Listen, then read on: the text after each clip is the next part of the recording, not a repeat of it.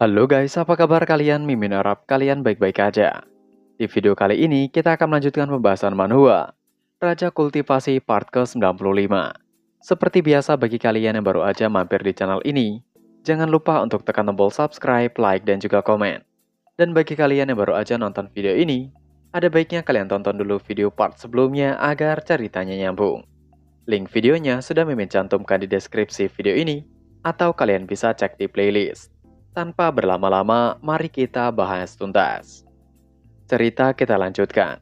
Di pembahasan terakhir, Master Nivan yang berada di kota Lingshan untuk menghadiri upacara pendirian kuil, diserang oleh iblis dan Yi. Master Nivan meminta untuk Yuecha tidak perlu mengkhawatirkan yang lain. Yuecha harus menghentikan Yi dan serahkan sisanya kepadanya. Yuecha merasa lebih tenang. Ia tidak perlu khawatir lagi karena Master Nivan ada di sana. Yuecha mendekati Yi dan mengajak Yi untuk kembali. Dengan adanya Master Nivan, iblis tidak akan dapat menyerang. Namun, Yi tidak peduli dengan hal itu. Ia dengan marah mengatakan, dunia telah membuangnya terlebih dahulu. Jadi ia ingin membalas dendam pada dunia dan semua orang. Ia akan memberikan rasa keperihan yang ia rasakan pada semua orang. Ia sangat marah. Karena kata-katanya sudah tidak bisa lagi, Yuecha menghela nafasnya mengatakan, sepertinya Yi sudah jatuh terlalu dalam. Tiba-tiba Yuecha telah melesat dengan kecepatan tinggi dan tiba tepat di hadapan Yi. Yuecha berusaha merebut teratai yang Yi kenakan, namun usaha Yuecha tidak berhasil. Yi menghindari serangan Yuecha dengan mudah. Lagi dan lagi semua serangan yang dilakukan Yuecha tidak berhasil menghadapi Yi. Tapi serangan Yi dapat membuat Yuecha kewalahan dan membuatnya mundur. Serangan Yi pada Yuecha membuat Yi mengetahui bahwa tidak hanya ada satu jiwa dalam tubuh Yuecha. Yi menanyakan apakah tidak hanya ada satu jiwa dalam tubuh Yuecha. Yuecha mengatakan, ia menampung jiwa yang tidak bersalah. Yi berteriak marah mengatakan, tubuh Yuecha hanya bisa menampung satu jiwa. Jika Yuecha melakukannya, maka Yuecha bisa binasa. Dengan berkaca-kaca, Yi meneruskan, apakah menurut Yuecha, jika Yuecha melakukan itu, ia akan menuruti apa yang Yuecha mau? Dengan senyuman Yuecha menimpali, ia melakukan jalan Buddha. Jika tidak ada yang membantu Yi, jadi siapa lagi? Teratai di kalung Yi telah mengendalikannya, jadi Yi harus menyerahkan itu kepadanya. Yuecha mengulurkan tangannya meminta teratai yang Yi kenakan. Yi ternyata menurutinya, ia mengulurkan teratai ke depan. Tapi tiba-tiba Yi mengatakan, apakah Yuecha menginginkan teratai itu? Jangan berharap sedikit pun. Yi menggenggam erat pergelangan tangan Yuecha. Kesadaran Yi telah diambil alih oleh Raja Iblis. Yi mengatakan, akhirnya ia berhasil menangkap Yuecha. Raja Iblis yang ada dalam tubuh Yi mengatakan, setelah Yuecha berkhianat, Yuecha memiliki banyak kemampuan hingga dirinya sendiri, seorang Raja Iblis yang harus turun tangan secara pribadi. Ia tidak memiliki pilihan. Genggaman tangan Yi seolah menyalurkan energi iblis dan pengaruhnya pada Yuecha, hingga membuat tubuh bagian kiri Yuecha muncul seperti tanduk. Yuecha masih tidak memperdulikan dirinya sendiri. Dia memperhatikan Yi. Namun Raja Iblis yang mengendalikan Yi mengatakan bahwa Yuecha dan Yi tidak akan bisa selamat. Yuecha awalnya terkejut, tapi kemudian dia menghela nafas dan bergumam. Jadi, sepertinya memang sudah direncanakan. Raja Iblis dalam tubuh Yi tentu bingung apa maksud Yuecha. Yuecha mengeluarkan sesuatu dari balik pakaian yang mengatakan, untungnya Master Nivan telah mengetahui semuanya. Menyerahkan itu kepadanya. Yang dimaksud adalah patung Buddha mini. Yi terbelalak terkejut. Dia bergegas akan meninggalkan tempat, namun Yuecha menahan tangan Yi agar tidak melarikan diri. Yuecha menatap dengan muram dan bergumam, Buddha emas. Patung Buddha mini berubah menjadi Buddha yang begitu besar di atas mereka, membuat area sekitar menampakkan cahaya keemasan. Di sisi Master Nivan, dia terkejut melihat patung Buddha yang begitu besar di atas mereka. Ia mengatakan, mengapa itu sangat familiar? Patung Buddha di udara menggerakkan tangannya dan menimpa di mana tempat Yuecha dan Yi berada. Benturan yang keras membuat ledakan di sekitar. Serangan balik pun dirasakan oleh Raja Iblis yang masih duduk di kursi di atas awannya. Ia terbatuk dan memuntahkan seteguk cairan merah. Ia mengalami luka dalam. Ia masih tidak percaya bagaimana itu mungkin. Yuecha memiliki kekuatan untuk menghancurkan teratai hitam itu. apa yang sebenarnya terjadi. Raja Iblis masih merasa beruntung kali ini karena berhasil melarikan diri tepat waktu. Jika tidak, ia akan binasa di sana. Namun pemikiran bahwa dia beruntung itu salah. Tiba-tiba ada suara yang mengatakan, ini masih belum selesai. Patung Buddha masih memberikan serangan bertubi-tubi lagi pada Yi yang masih dalam kendali Raja Iblis. Itu membuat serangan balik menjadi lebih kuat dan membuat Raja Iblis seolah diajar kanan kiri tidak berdaya. Dan di serangan terakhir, tangan Buddha melesat ke tanah sekali lagi, menjadi lebih kuat menyebabkan ledakan yang begitu luar biasa besar, menghempaskan orang-orang namun tidak terluka. Di sisi Master Nivan dan kelompoknya masih berdiri dengan tenang. Yang kemudian Master Nivan seolah mengingat dan mengetahui sesuatu. Ia mengatakan, bukankah itu adalah patung Buddha yang ia pahat? Apakah Yuecha memperbesarnya dan menyempurnakannya? Itu luar biasa. Berpindah di dunia bawah, Raja Iblis masih selamat dan dia kembali menuju istana. Ia berjalan menuju singgasananya dengan tanpa mengatakan apapun. Kedua bawahannya, Haomon dan Amon, penasaran apa yang sebenarnya terjadi. Mereka mendengar teriakan sebelumnya. Tidak ada jawaban dari Raja Iblis mereka, membuat mereka panik menanyakan kondisi raja mereka. Ternyata Raja Iblis telah sekarat. Kembali di kota Lingshan, terlihat porak-poranda karena keributan yang terjadi.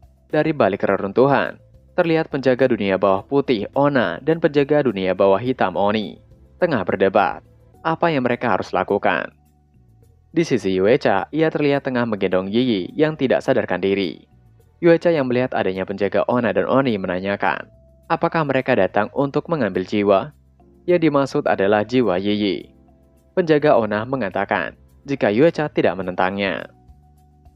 Penjaga Oni dengan santai mengatakan, ia melihat segel Yuecha juga mulai menghitam dan ajalnya sudah mendekat. Mengapa tidak ikut sekalian agar ia dan Ona tidak bolak-balik membawa jiwa Yuecha?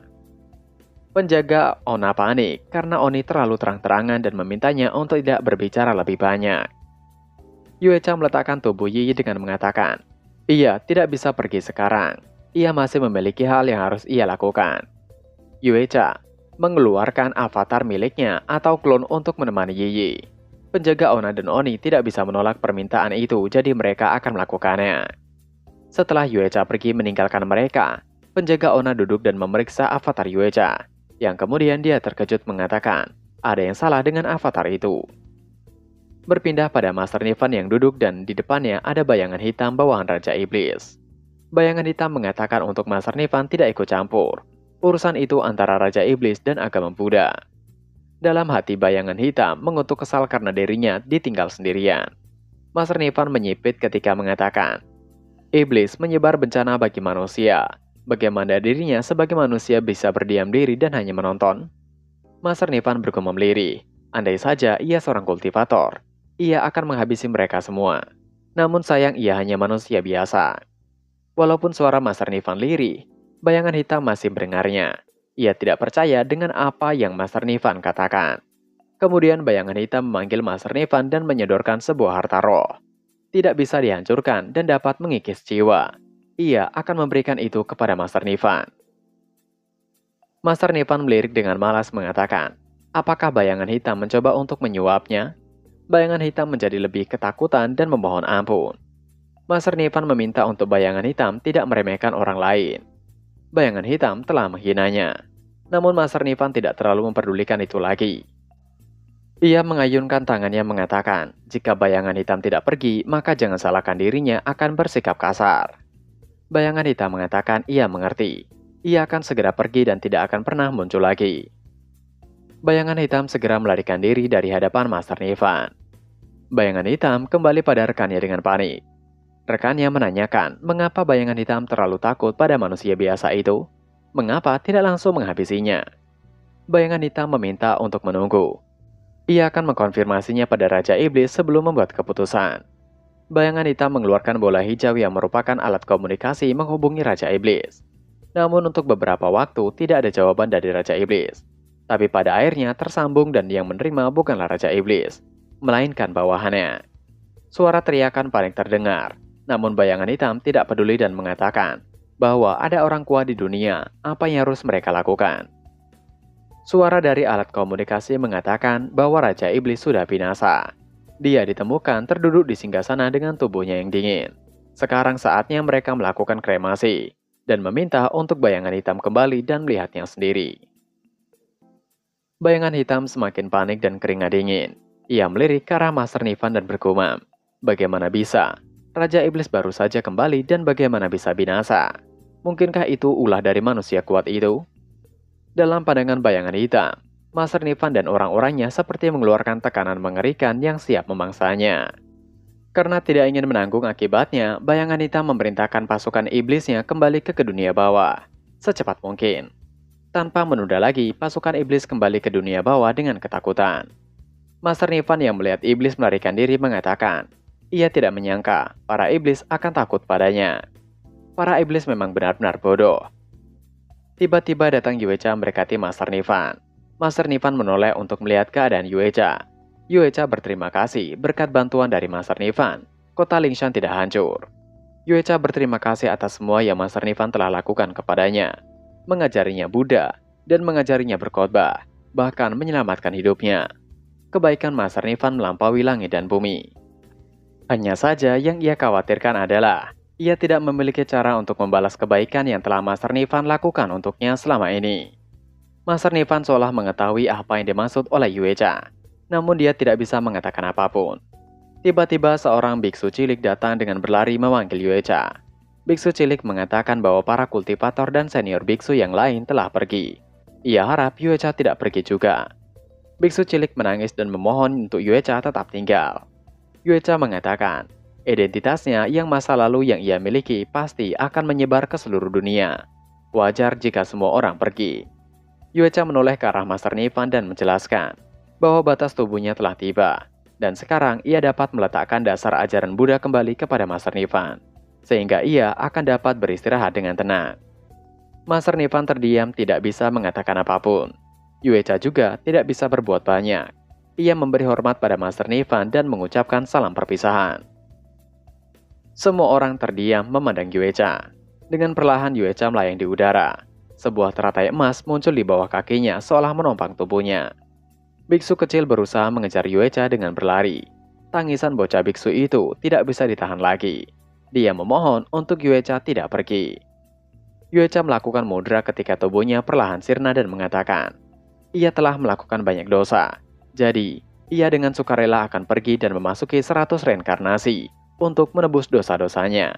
Ia berharap suatu hari nanti noda pada ajaran Buddha akan dihapuskan. Itu adalah pesan dari Yuecha sebelum dia benar-benar menghilang. Master Nivan dan yang lainnya memandang dengan haru dan tidak bisa berbuat apapun. Setelah beberapa waktu, Master Nivan telah menggendong biksu kecil yang tertidur. Master Nivan mengatakan, sepertinya biksu kecil itu kelelahan setelah semuanya. Dayi mengatakan, sepertinya hanya bocah kecil itu yang akan menjadi biksu. Karena setelah orang-orang mengetahui identitas Yuecha, para biksu yang lain pergi dan tidak ada yang tinggal.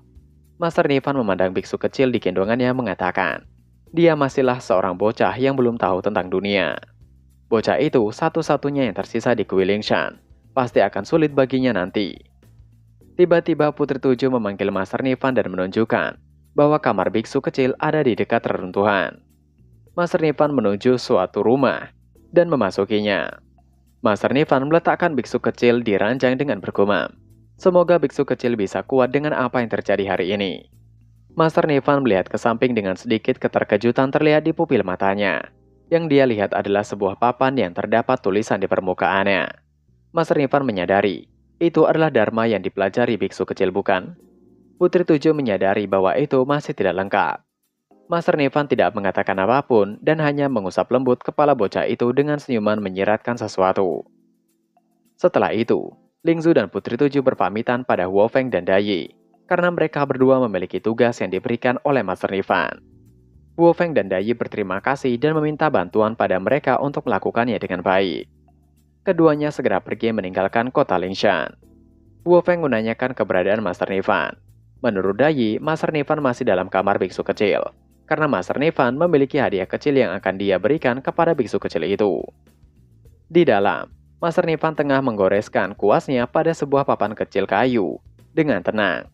Setelah itu ia meletakkan kembali di tempatnya. Sebelum pergi, Master Nifan menyempatkan memandang kamar biksu kecil yang kemudian berlalu pergi dengan ucapan selamat tinggal. Berpindah di kuil kota Dewa Jatuh, terlihat banyak orang tengah melakukan sembahyang. Di dalam kuil, terlihat seorang datang dengan terburu-buru melaporkan bahwa ada masalah. Pemimpin kuil kota yang sepertinya adalah orang yang dipilih dari dunia bawah menanyakan, masalah apa yang terjadi? Orang itu mengatakan ada 2 immortal yang datang mencari pemimpin kuil. Pemimpin kuil terkejut mengapa demikian. Orang itu kemudian berbisik tentang apa yang telah pemimpin kuil kota lakukan. Seperti penggelapan dana, atau pemimpin kuil berubah menjadi manusia dan meminum minuman enak, atau pemimpin kuil telah jatuh cinta pada manusia biasa. Pemimpin kuil sendiri telah melakukan banyak hal kejahatan. Karena ketakutan, pemimpin kuil pergi meninggalkan tempat untuk melarikan diri. Tapi tiba-tiba tubuh pemimpin kuil tidak bisa bergerak karena seperti tengah terikat. Karena itu, tubuhnya langsung terjatuh tersungkur di lantai. 2 immortal yang dimaksud adalah Lingzu dan Putri Tujuh. Pemimpin kuil langsung bersujud memohon ampun. Tatapan Lingzu dan Putri Tujuh menakutkan, membuat pemimpin kuil ketakutan hingga ia mengakui kejahatannya. Namun ia juga telah bekerja keras dan tidak pernah lalai dalam tugasnya. Dengan menangis, pemimpin kuil menanyakan alasan mereka berdua datang mencarinya. Ternyata, kedatangan Lingzu dan Putri Tujuh adalah mengantarkan sebuah surat. Berarti, tugas yang diberikan Master Nifan adalah mengirim surat pada pemimpin kuil kota Dewa Jatuh. Itu adalah surat pemakaman. Di sisi Putri Tujuh dan Lingzu, mereka tiba-tiba berubah bahagia karena mereka telah selesai menjalankan tugas dari Master Nifan dengan baik, yang ujung-ujungnya menjadi kesalahpahaman yang tidak penting bagi pemimpin kuil kota. Tanpa banyak omong lagi, mereka berdua langsung pergi meninggalkan kuil. Bawahan pemimpin kuil tidak menyangka, ternyata kedua immortal hanya menyampaikan surat dari Master Nifan. Isi suratnya adalah, ada 2 orang teman Master Nifan yang telah binasa. Jadi Master Nifan meminta untuk kuil kota Dewa Jatuh menjaganya. Pemimpin kuil mengerti, karena itu adalah teman Master Nifan, maka mereka akan menjaganya dengan baik. Tiba-tiba seseorang datang di belakang mereka mengajak pemimpin kuil kembali ke dunia bawah. Pemimpin kuil menoleh dan mendapati itu adalah penjaga Ona dan Oni. Yang ternyata mereka telah membawa Yeyi dan Yuecha seperti tengah membawa hewan buruan. Digantung di kayu lalu membawanya. Pemimpin kuil mengatakan bukankah itu adalah teman dari Master Nifan? Bagaimana mungkin bisa penjaga Ona dan Oni mengikat seperti membawa hewan buruan? Penjaga Ona dan Oni terkejut setengah mati. Apakah mereka benar-benar teman dari Master Nifan? Dan chapter pun berakhir. Nah, itu tadi adalah pembahasan Manhwa Raja Kultivasi part ke-95. Seperti biasa, sebelum mengakhiri video ini, Mimin ingatkan untuk kalian bahagia dan sehat selalu. Terima kasih sudah menonton video ini dan sampai jumpa lagi di video selanjutnya. Jana!